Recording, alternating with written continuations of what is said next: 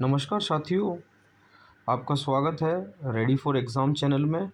मैं अश्विनी सिंह आपको general study के वन लाइनर प्रश्न का अभ्यास कराने जा रहा हूं।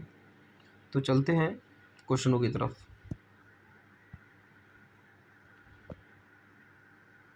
देखिए, अब हमारा पहला प्रश्न है, पौधों के लिए सबसे अच्छा उर्वरक कौन है? पौधों के लिए सबसे अच्छा उर्वरक कौन है? सबसे अच्छा उर्वरक और नेचुरल उर्वरक है कंपोस्ट, जो कि गोबरों से बनता है। गोबर और नेचुरल चीज़ें से मिक्स करके, जैसे हमारे घर की सब्जी फब्जी का जो वेस्ट मटेरियल होता है, उन सबको डिकम्पोज होने के बाद जो बनता है वो कंपोस्ट होता है। ठीक है, तो पौधों के लिए सबसे अच्छा उर्वरक कौन है? कंपोस्ट है।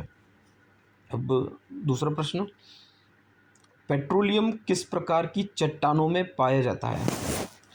पेट्रोलियम अवसादी चट्टानों में पाया जाता है। किस तरह की चट्टानों में पाया जाता है? अवसादी चट्टानों में। ठीक है, अब अगला क्वेश्चन देखते हैं, गुब्बारों को उड़ाने के लिए काम में लाई जाने वाली गैस कौन है?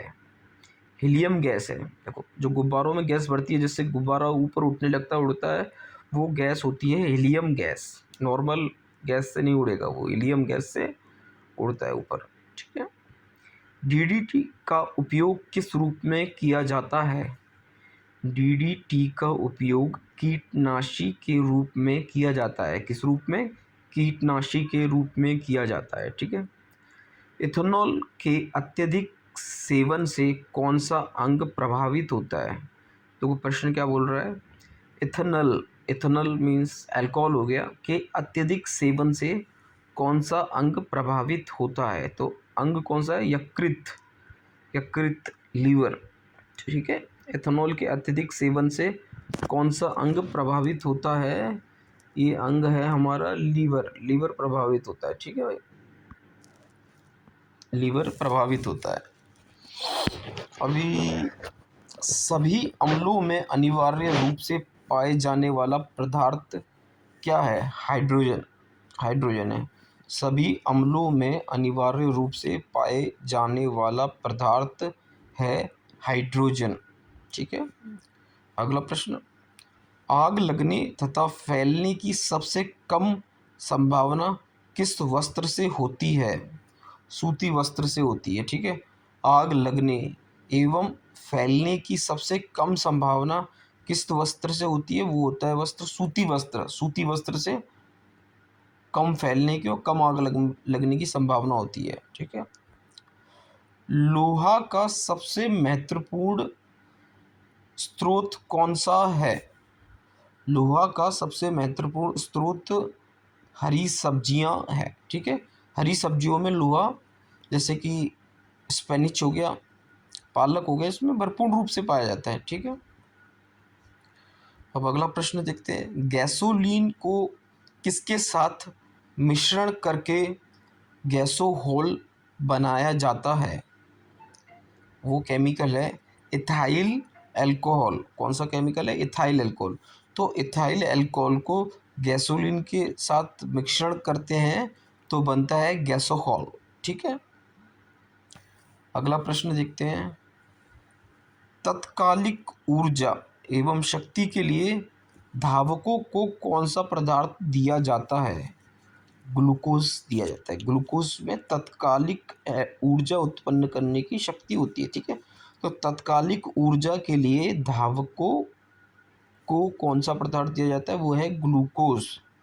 ठीक है, अब अगले प्रश्न की तरफ देखते हैं, जो कि आरआरबी अजमेर 1992 में आए हुए थे। ठीक है, प्रश्न है, मानव जाति के लिए ओजोन परत क्यों महत्वपूर्ण है? ठीक है, इसका उत्तर है, पैराबैंगनी किरणों को रोकने के लिए एक रक्षा आवरण बनाती है। क्या बनाती है? ओजोन रक्षा आवरण बनाती है। तो जो पैराबैंगनी किरणें हैं वो शरीर के लिए हानिकारक होती है, उन उनको रोकती है।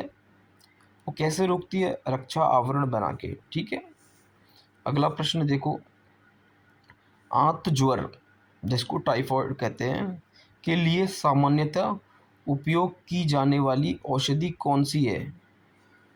तो वो है क्लोरोमाइसिटिन। क्लोरोमाइसिटिन सामान्यतः यूज़ होने वाली मेडिसिन है ये, क्लोरोमाइसिटिन, ठीक है, टाइफाइड के लिए।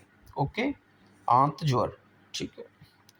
अगला प्रश्न, गैस की लो को सबसे गर्म हिस्से को क्या कहते हैं?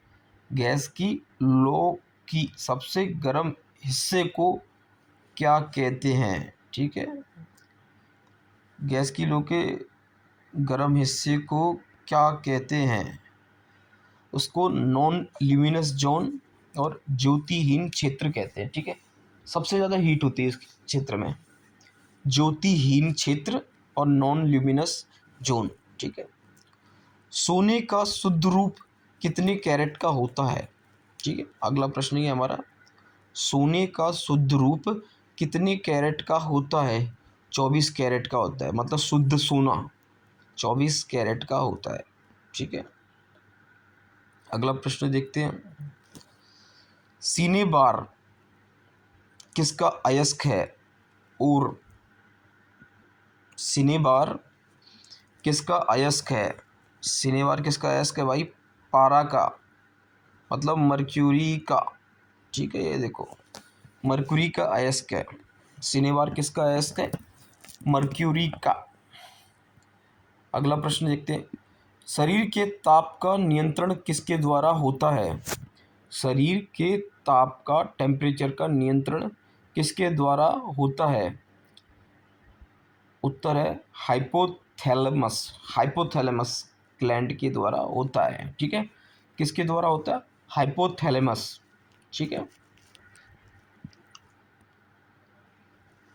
हाइपोथैलेमस ग्लैंड के द्वारा होता है, ठीक है। अब अगला प्रश्न देखते हैं, लाल लाल अस्थि मज्जा में किसका निर्माण होता है? लाल अस्थि मज्जा में किसका निर्माण